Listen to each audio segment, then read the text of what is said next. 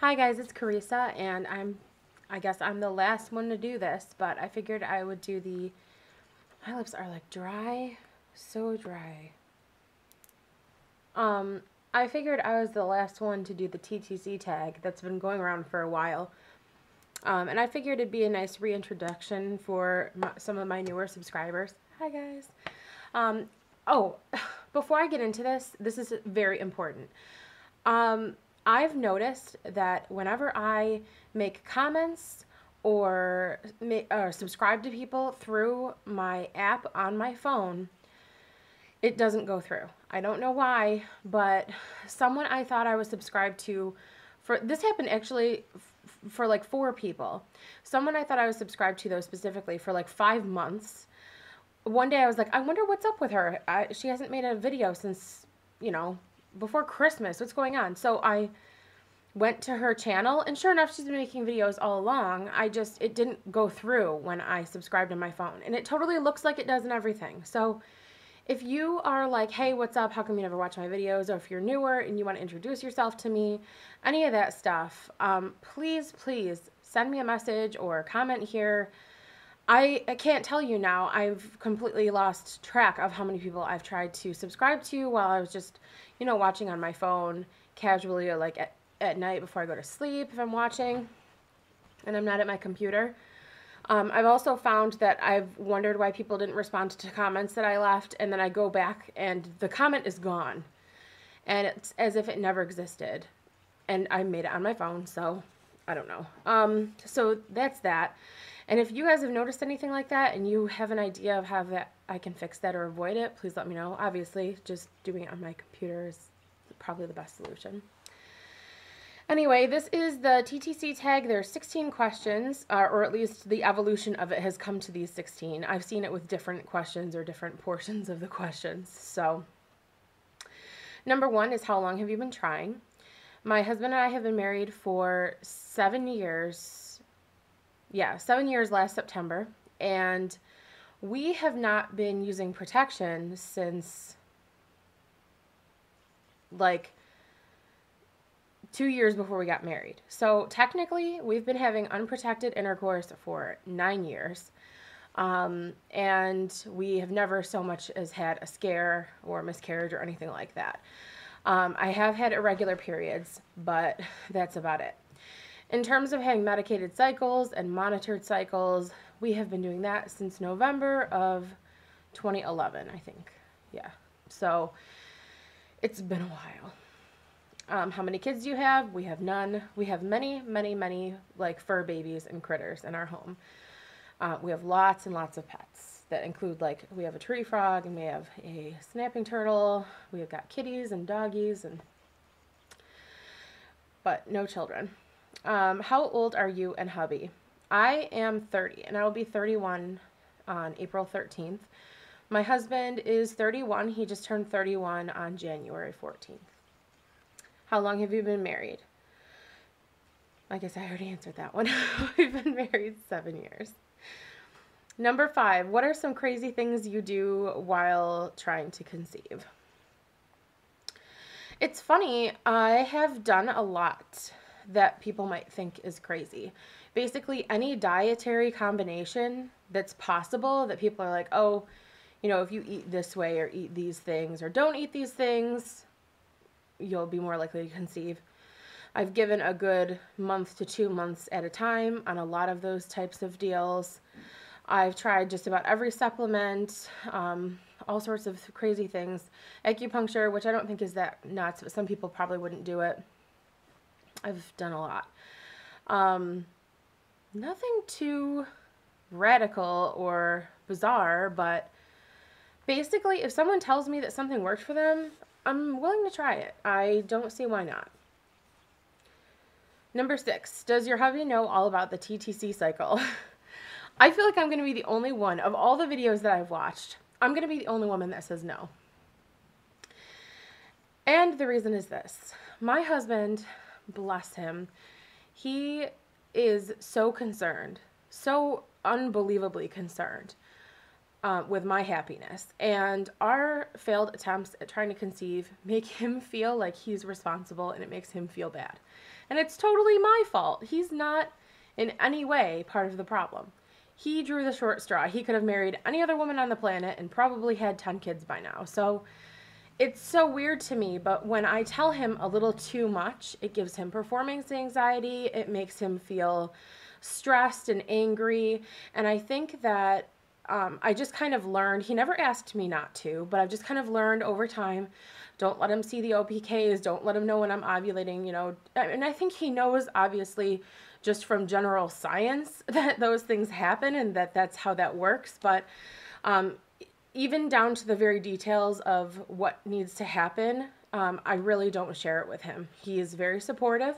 He'll listen to any of it, but then I'll notice that he's miserable for like 2 days afterwards. So I just don't even burden him with that.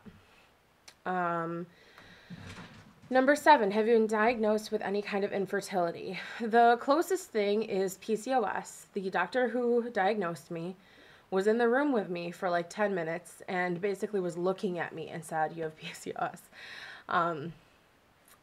He just said, that's what I think is wrong. That was after I went to several gynecologists, 3 to be exact, and they all were like, no, you're just kind of fat. I don't think you have PCOS. They all acted like PCOS was this mythical unicorn of a disease that doesn't exist, and is like, why are you in my office right now? Get out and go get on a treadmill. And then I went to an RE, and he basically was like, yeah, you got PCOS. Number 8, what keeps you busy during the 2-week wait? Not much. Unfortunately, a lot of times it's food. I usually get miserable and make poor dietary choices during the 2-week wait. That might be when it matters the most that I do the right things. I try and maintain a normal life, but if I start to get too bogged down with my thoughts and my feelings and all those awful things, I take a nap. If I can, I just shut it all down and take a nap. And I usually wake up feeling better. I try to just have a lot to do. YouTube's a nice distraction. Just watch movies, keep myself out of that like closed tight cell of a brain that I can have during the 2-week wait, which is usually a very negative feeling time. Number 9, what? The dog. The cats are acting up because they want dinner and it's too early, and the dog is barking at the cats because he doesn't like it when they act up. Just in case you're wondering what all the noise is. On what day do you usually ovulate? I ovulate very late. The earliest I normally ovulate is cycle day 17. I usually ovulate closer to day like 18 or 19. It's pretty consistent when I do. I ovulate pretty well on my own for somebody who has PCOS. This month, for some reason, I ovulated on cycle day 14, so that was really early for me. That was new. 10, what sex are you hoping for? Baby. I don't care. I will take anything. When I picture being pregnant and having a child, for some reason, I almost always picture a boy. And it's not necessarily because I want a boy more. It's just something that I always kind of have done. It's just something my brain does. But I think I do that with everybody. Like when my sister was pregnant, I just kind of was picturing that the baby would be a boy, not for any reason. It was just what my brain created. Obviously, I think my husband would like a boy, but he would love having a little girl too. He'd be such a good father. Number 11, how many pregnancy books do you have? None. The closest thing that I've had to a pregnancy book is Jenny McCarthy's books about having a baby. They were cute. They were a fast, light read. I lent them out to a couple of friends who got pregnant. That was when I was freshly married after like 2 or 3 years, and I was thinking, well, it's probably going to happen any time now because, you know, I don't know. For some reason, I was very nonchalant about it back then. I was like, it's probably going to, you know, the odds are that it's going to happen at some point. So, but since then, I haven't bought any books. Don't want to torture myself. How many home pregnancy tests do you go through in a cycle is number 12. I have a giant stack like this of internet cheapy pregnancy tests that I got on Amazon for a really awesome price. That's why they call them cheapies, I guess. And I'll usually use 1 or 2 a cycle. When I first started and when I first got them, because I had so many, I was starting like, I don't know, like 8 DPO. Like I was just testing twice a day, just whenever. But now, if I do it at all, it's usually 1 or 2. Number 13, what have you bought for your baby/pregnancy already? I have not purchased anything for my own babies.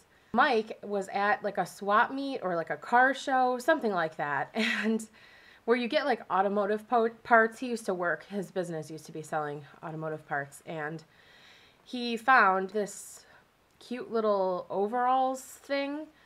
I just found it recently when I was going through some closets, and it's adorable.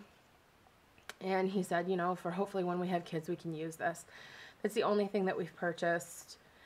I just feel like I'd want to enjoy it, and if I made purchases now, I think it would just depress me. Just the thought of it depresses me. If I wait until I'm actually pregnant, I will enjoy it so much. I give so much credit to the women who do make those purchases, because it's probably wise in terms of financial matters, but I guess I won't even care, you know, about having to spend the money all in one big chunk. Then I'll just be so thrilled. I'm getting depressed now.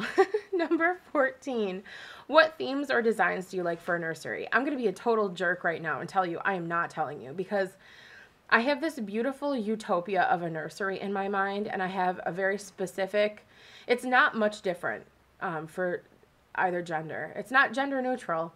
I would just change 1 or 2 things about it to kind of satisfy a boy or a girl's nursery, but ultimately they are similar, and it could just bring tears to my eyes, because almost every time I think of it, I feel like I'll never actually see it in person. I feel like it's just in my brain and it's gonna stay there, and I just feel such a connection to that I just can't even talk about it, and that's as far as I'm going with it. Number 15, do you plan to do pregnancy vlogs when you get pregnant? I absolutely plan to.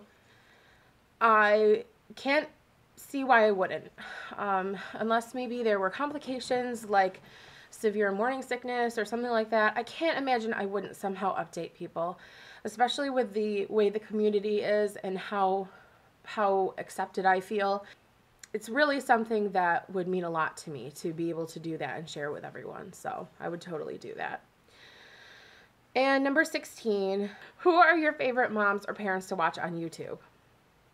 I don't really watch any parents. Some of the TTCers that I watch also happen to be moms, but I don't think that that's what they mean by that. I do, however, have a very large subscription base in just other things that I enjoy in life, and it is such a great distraction from TTCing. And as I've said a million times before, and this is something I feel so strongly about, I am so much more than my inability to conceive, so I don't surround myself with that all the time. I really like Black Lab Lover 9, Jen, she's just so precious. Mark Montano is a crafter. Home Organizing, that's a really cute channel. The Vegan Zombie. I also really like a channel, this might be my favorite YouTube channel, is one called Cooking with Dog. It is a Japanese cooking show where there's a little poodle named Francis that sits next to the woman who they call her chef, who makes the meals. And then there is a voiceover artist who's pretending to be Francis the poodle, acting like he's the host. And I have such an emotional bond with that because you know, my father's family is from Japan, and I have a Japanese grandmother who used to just slave away in the kitchen whenever she'd be in the United States. And I don't know, there's just something about it. The combination of what she makes, you know, it's always so familiar to me from when my grandma used to make us food. And just hearing her speaking in Japanese, I guess, I don't know, there's just something about it. And it's adorable too. So I really look forward, whenever I see that in my subscription box, I get really excited. Some of my very, very favorite YouTubers are you guys, you know, the ones that are watching these videos and that I've interacted with on a regular basis. I just wanted to thank everybody for sticking with me. I have been just a complete sourpuss this cycle. I'm super Debbie Downer about it. I haven't really been talking about it or made any videos because of that, but I know I'm probably due to do that soon. And thanks for watching, guys. I'll talk to you soon. It's usually more between like, hey, you guys, it's not dinner time yet. Come on. I feel like I said that already. Did I say this was 16 or was I just, I don't know.